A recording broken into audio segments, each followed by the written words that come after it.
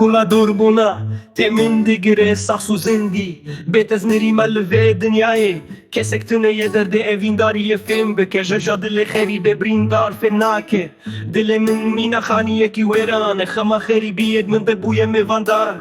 Eşo elem şevên min bêxew Rojên min talin jiyana dûr ji te tarî xerîbî ji rûyê min xuya dike Tune rewşeke ji rewşa min xerabtir Tune malek wêran têr ji mala min hewceyî te me ta ku hest bikin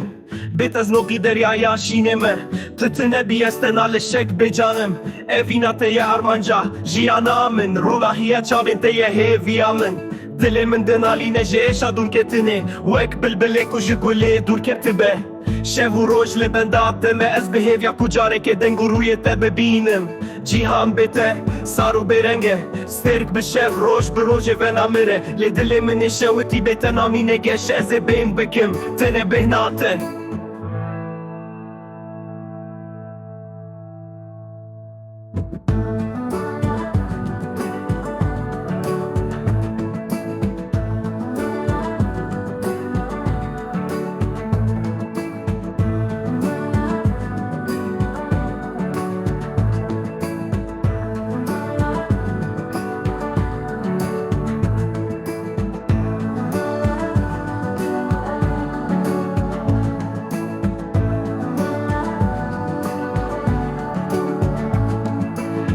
Deryaya şîneme Götüne bir etmena li şek bê canim Evîna te ye armanca jiyana min Rolahiya çavên te ye hêviya min